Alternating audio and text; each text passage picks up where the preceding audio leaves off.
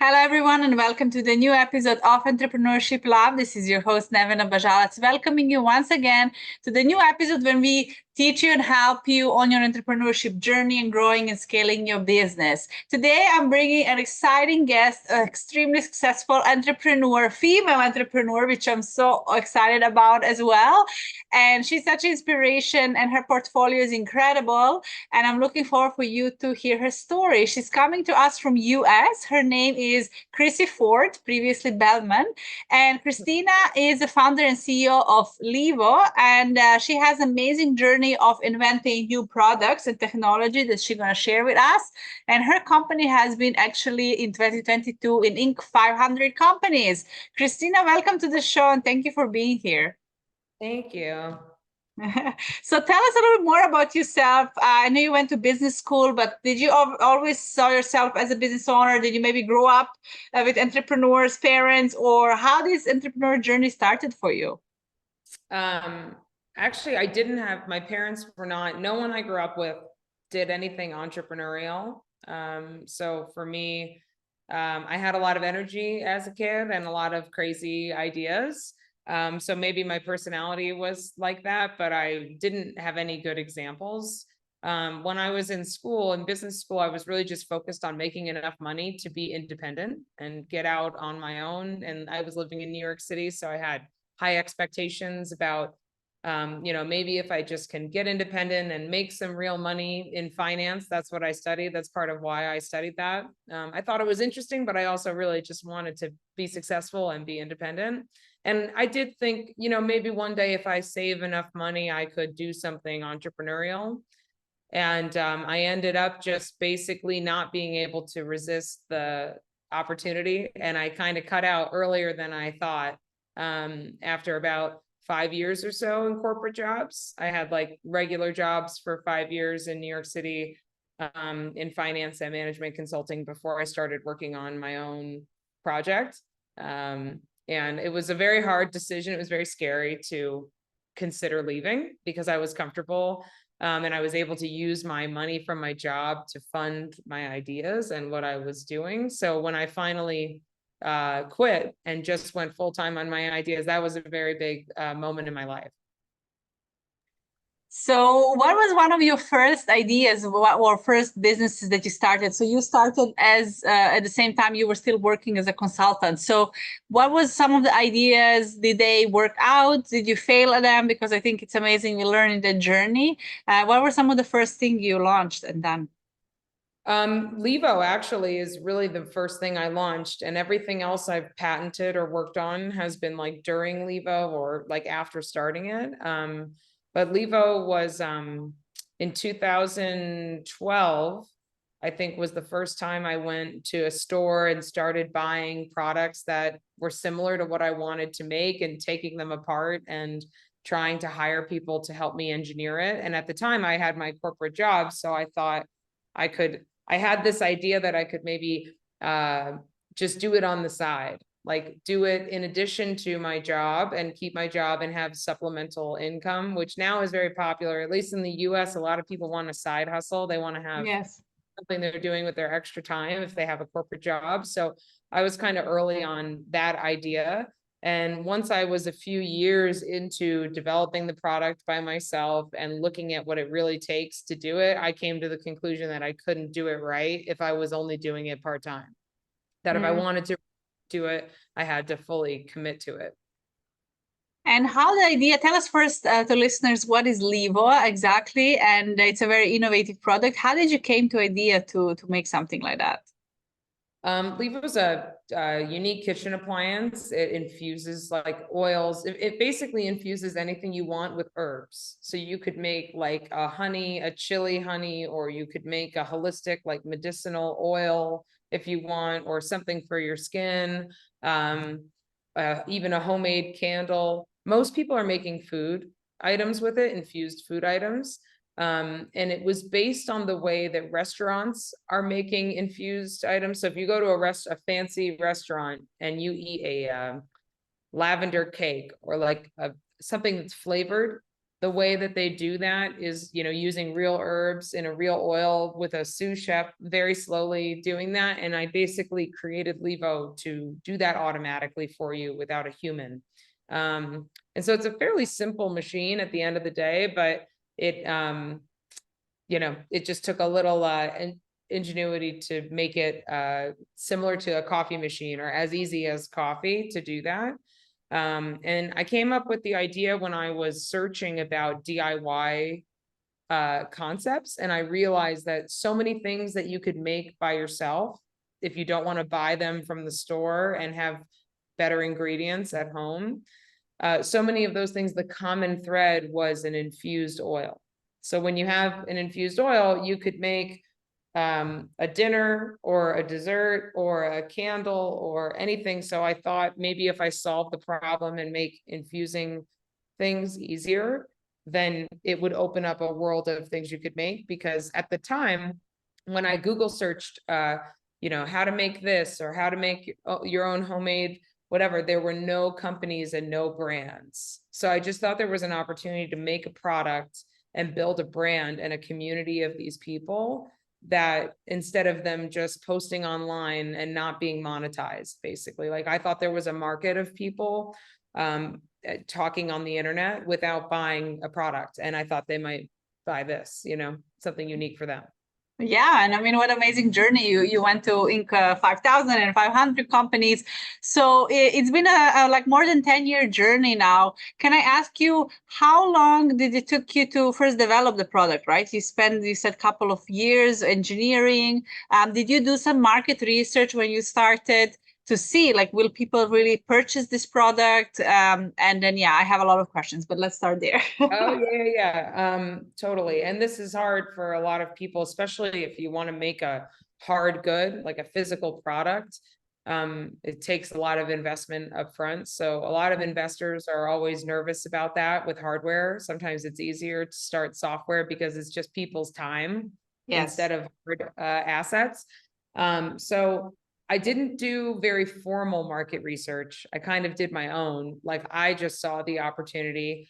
I found some existing businesses that I thought were comparable, that proved that, they were sort of adjacent to the idea. So when I started, I was using those existing companies and saying, I'm similar to them and they are successful. So that seems like there's a market for it. And then also just looking at, Google searches and data like that, and watching many, many YouTube videos and things to see who, how many people were out there talking about it. And I concluded it was a big enough market.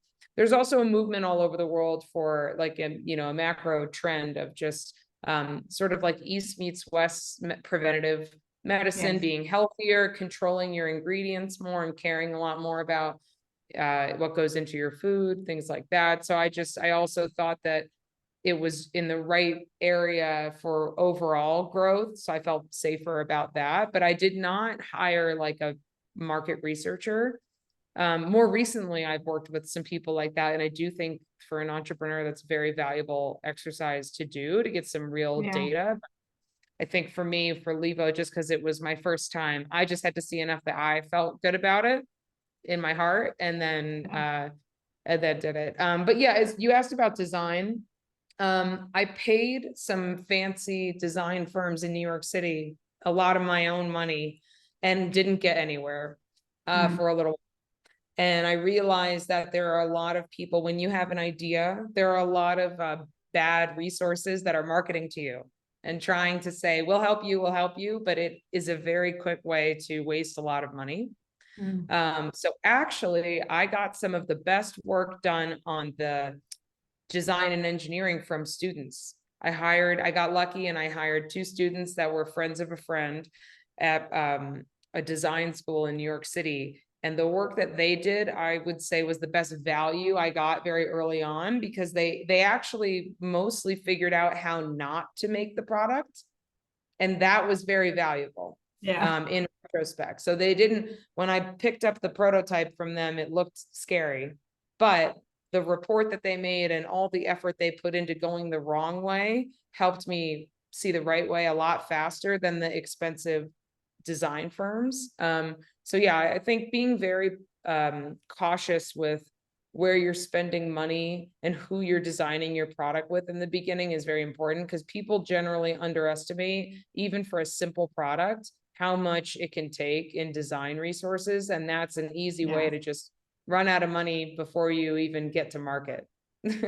Unfortunately, I see that, especially in tech, with so many people I worked with and came across with, and they're like, oh, we burn, $250,000 or 300,000, and we are just making, this software. And we're like, but is there a market for it? And they're like, oh, we didn't run market. So I'm like, it's really scary and sad, but I think it's so important to, of course, you come from a background, you're a consultant, and you understood a lot, but there are a lot of people who jump into developing product, especially in tech these days, and applications and apps and, software, and they burn a lot of money, unfortunately. So how long did it took from you? The idea was in 2012. And when was the product ready, and when did you make your first sale? I did a pre-order campaign in 2016. And I think pre-order campaigns are a little harder now than they were back then. They were a little more popular back then. Yeah. I did not use Kickstarter or Indiegogo, if you're familiar with those websites. I did it on my own website, which I recommend to anyone who's considering doing that, because then you are building traffic to your brand instead of to a different platform. So I actually really recommend that path. And so at the end of 2016 was when I approved the final prototype. I had a factory. I was starting the tooling process. And at the same time, I ran a pre-order campaign. And I ended up shipping to customers by May 2017. So it took about 6 months from when I approved the prototype with the factory and started tooling to when I was shipping product, which is long, like 6 months between then. We had some issues, we had to figure things out. But short for a lot of pre-order campaigns. I think a lot of customers have had bad experiences buying from brands that take 2 years to fulfill the pre-order and things like that. So I do think it's a little harder now, but that's how long it took me in the beginning. So how did you start raising awareness? So I just first want to ask is, your market share, is it mostly in US? Because I'm not familiar with this type of product here in Dubai, in Middle East. So it's obviously a market for you to expand. But is it mostly market share in United States? And how did you started raising the awareness about this completely innovative, kitchen appliance? So we're mostly in the US. We're a little bit in Canada. The main reason we haven't done international distribution is actually just margin. So for me, because I started early, and I've since learned a lot about this, but it's been a journey to make the pricing work so that I can work with distributors and afford it, because it takes a lot of your margin to have someone who is distributing it in different countries and marketing it in different countries in local languages and all of that effort. So we just haven't been able to make sense of that yet. And it's been part of a journey of it's called value engineering, like really making the product more and more efficient so that we can afford to grow in those ways. So most of our growth has just been in the US. And a lot of brands who go international, actually have a very close friend who has an international distribution company. And for brands in the US that become very big, if they do go international, sometimes the whole rest of the world will be 10% of their revenue. So you have to really, and it's great. It's a great marketing tool. It's a great thing to do if you can make the margins work. So that's another reason why I think being very careful about who you design your product with is very important, because you have to live with that margin for a long time. Yes. and at the end of the day, you have to be profitable and maintain that the margin. Absolutely. Yeah, and the world has changed a lot. I think in consumer too, there's much more pressure for profitability. At one point, I think there was a lot of funding for just growth. And now there's a lot more critical on being economically efficient. So all the more important how you design it and make it, because the same result for a customer could cost you know, a totally different price just by spending more time and energy designing it efficiently. Yeah. So when you did your pre-order campaign, did you invest money in paid marketing, advertisement? If yes, which one you choose? Or did you start building some partnership? Do you sell B2B or B2C mostly? So what is your approach to marketing and selling? Mostly we've been direct to the consumer, D2C. But in the very beginning, we actually paid for one article, one press article from a small magazine, 500 US, not a lot of money. And that article helped us get a few other articles because they syndicate them sometimes. And at the same time, we were pitching to the media. We sent a press release to any contacts we could get in the media. And we ended up being featured on two big websites. One was called, in the US, it's popular, called Design Milk. They like to post cool new things. And then another one, it's kind of like Kickstarter. It's not for pre-orders, but it's for people who like new products, like new tech gadgets. It's called Uncrate. And both of those magazines syndicated us and published us. And on Uncrate, we were on the front page for like a week or something like that. And that really helped us get a lot of pre-orders without spending a lot of money. So it took a lot of time to pitch and try to reach out and engage people on social media, post it anywhere where there's a community of people talking about it, stuff like that. So I would advise anyone that, you know, there's a lot you can do just manually. You don't need to spend money for everything. Money is precious in the beginning. So that's how we did it. And then after we had some pre-orders, then we were able to get a distributor interested. And I did sell, for the first 2 years of the business, I did sell a lot of wholesale to a distributor who sold to smaller stores.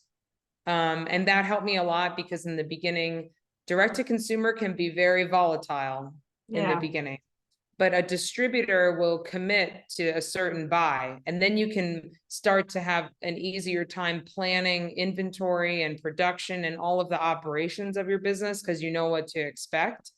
So I thought that was a very helpful decision at the time. And I would definitely recommend like omni-channel, not just one channel, trying quickly to be in multiple channels so your business is a little less volatile.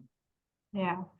And what was your approach to dealing with customers, like customer experience, and what is it now? How did you evolve in that journey? Because that's important. And you mentioned from pre-orders to getting the product, it was 6 months. So were there any complaints or any questions? And what did you learn in that journey? Yeah, it's been a big one. So for the pre-order campaign, a lot of customers talk to me personally. Yes. I had an app on my phone that I was carrying around all the time, and me and 2 other people, we were just on our phones answering anyone's questions ourselves. And then over the years, I worked with a lot of contractors that had customer service people that you could like contract and they'd work on your account. And I found that I could never get the quality I wanted. I was always very hard to manage. I think in general, that model is very challenging. So the most success we've had with customer service is full-time people. So now we have full-time people and they only work with us, and we've been able to do it with way less people as long as they are full-time and focused just on us, because at the agencies, they have multiple clients. It just felt like they could never satisfy it. We also made an AI bot recently that people can talk to that can make a recipe for you or can suggest things faster than a human can.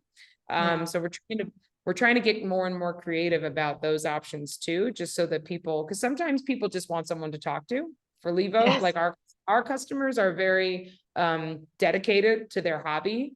So sometimes they talk to us, they want ideas, they want help with what they're using the machine for. And that doesn't need to be human. That could be AI in a lot of cases. But when someone wants to talk to a human is when they're having a problem. They don't want to talk to a bot. They want a human, and they want to feel like someone is really helping me right now.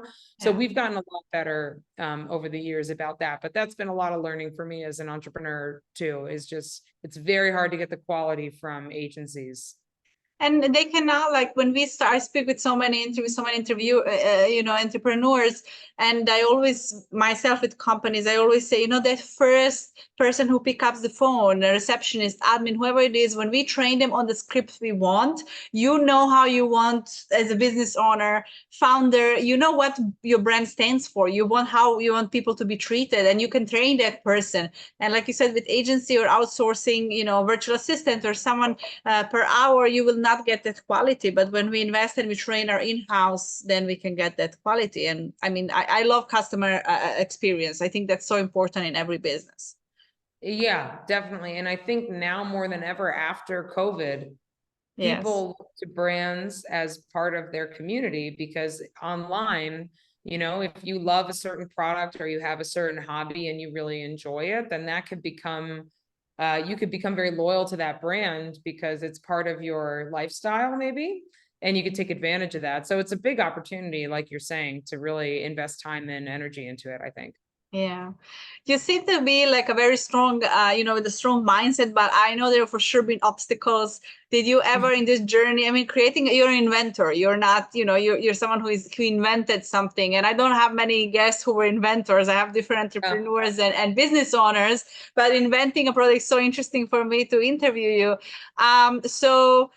Did you ever, felt like quitting, or you spent 4 years, right? From 2012, 2016 to create this product, and you invested so much of your own money and your own time. How did you manage to go through that time yourself, and, all the ups and downs? It's been very crazy, I can say that. Sometimes I have a joke where I say lately, like in 2016, when I quit my other job, my real job, and did this, I joined the circus. Like, I feel like I joined a crazy place where there's no rules and it's only what you make of it. And the highs are very high and the lows are very low. I've experienced everything. I've experienced people stealing from my business. I've experienced a quality issue with a manufacturer that we left, where we had to rebuild the products ourselves here in Colorado. We made thousands of units by ourselves. We hired people and did it ourselves. We've had a lot of different challenges along the way. I'd say, the beginning of making the product, the biggest challenge for me was just knowing my personal finances and how far I could take it. And that's just stressful. I think everybody has that, but the challenges get harder the deeper you go. So you have to be very prepared for it you have to just surrender to a crazy process. But I read a lot now about just a lot of people who are successful because they just stick with it. And there will be bad things that happen, and there will be crazy things that happen. And I believe that if you just keep sticking with it and you keep putting the customer first, that it all works out. So that's where I am right now. I'm just focused on that. At one point we were even trying to grow the business even crazier, and I actually slowed it down a little bit because I said we should focus on quality and we should make this something to last, because I think the world with consumer brands got a little crazy for a minute, and it's more about quality and staying power now. So I kind of actually slowed it down a little bit to be careful. Yeah. Yeah, and making sure, I see that I work with a lot of companies here in UAE that are growing fast, but they don't have the strong operation and strong personnel to support that growth. And it backfires because, your customers will not be happy. So that's very important point to make as well. But what are some steps that took you, being an ink less, it's amazing. It means you guys did. I'm not going to be Shark Tank asking you for numbers, but I would love to know, but it's okay. But what are some steps you guys did to come? That's not an easy thing to be, even 5,000, and not to mention 500. So what helped you get to those sales? Yeah. The business picked up pretty quickly. Like, we did our first $1 million in revenue the first year. So for me, that was like, I was pretty excited about that. I thought that was off to the right foot. And then we became an 8-figure business within 3 years of that. And we started growing a lot. For us, the growth happened when we started really committing to the online channel, because for a while I was kind of treating online as like, just it's there, it's kind of coasting along. And then I have wholesale, and wholesale was growing. And when I decided to focus more on online and not just wholesale, then the business started to grow a lot faster. But we spent very inefficiently for a while, which I think a lot of brands have. So what I've ultimately had to do in my recommendation around that is everyone, no matter what you're doing, your main job is marketing. So for me, I think I was a little slow on realizing that I have to personally learn marketing. I can't just hire it, because then I don't manage it efficiently. I have to know enough that I can control the cost of it. And I can make a good decision about it. And so the business grew when we focused on online and marketing, but then it became profitable when I learned more about it and I controlled it more personally. So that was my journey. And I think a lot of people have had a similar story, at least when your business is consumer e-commerce oriented. I love that. I mean, so much. I can speak for you forever. But tell us a little bit more now. Is your business running on its own? And I see you work on a lot of other projects and companies. Are you inventing something new? Do you have other businesses now? What is something that you're looking forward to this couple of years? Yeah, so with LÄVO, it's operating profitably. The team has been around for a long time now, so I love them and they are committed to it. So it is running more or less on its own. But something I'm working on now is just the roadmap of LÄVO being driven by the customers. So we've had success recently launching products that customers have asked for. So we just give them what they want, because now there are enough customers. There's more than 300,000 people that own the machine in the US. And they join the community and they talk a lot and they have a lot of things they need and they want. And we make those things. So to me, that means that the future of the business is endless, because if we just keep that machine going. So I kind of consider myself the guide of that machine. And I make sure that we always keep that spirit intact. And then in the meantime, in the past like 4 years, I've started working on other patents and other products. I have some exciting like investment opportunities that I'm working on getting off the ground. So those are really cool, but they're all other products and they share something similar where I think the customer will love it as much as they love LÄVO. Like it means something in their heart. And that they will build a community. I think the community brands and loyalty has really served us. So I want to, that's what I've learned from LÄVO that I'm applying to future products. Like I want to make something in a area of someone's life where they have a lot of passion and keep and focus on that. So that's what I'm doing. So always making new things. I have too many ideas. So my struggle sometimes is focus. I'm focused on one other main idea that's also another kitchen appliance right now. So that's good. Yeah. I mean, that's most entrepreneurs, we have a million ideas and they're like, we need to just select the one. But I love your story. And I mean, you definitely, I'm looking forward to following you and staying connected and see everything you will invent. But I want to ask like a final tip that you can leave listeners, the entrepreneurs, different service products, anything you maybe we didn't touch on or share that you think it's valuable for them.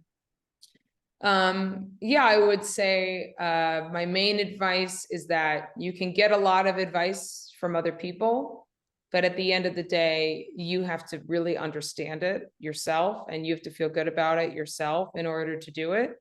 Because if you just pretend to do what someone else's way, they're not up with you in the middle of the night figuring it out when it goes wrong or anything. So that's been a struggle for me, because sometimes for experts, I like their expert opinion. But if I don't feel as confident about doing it their way myself, then I have to be careful. I have to find my own way.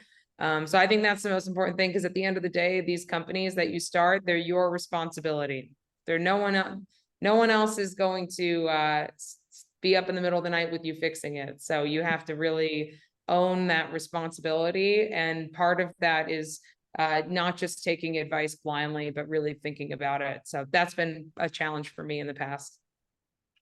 Thank you so much for sharing that. You're such an inspiration. And thank you for being here today. Thank you. Thank you so much for interviewing me. It's nice to meet you. Yeah, and thank you everyone for listening. Make sure to connect with Chrissy and follow her journey. She is an incredible inventor, and it's a pleasure having such a young female entrepreneur and inventor to follow and in our lifetime. And thank you for listening. Make sure to subscribe to this podcast, download the episode, give us some likes and hearts, and leave some comments on what would you like to hear more in the future episodes. Thank you for listening, and I will see you in the next one.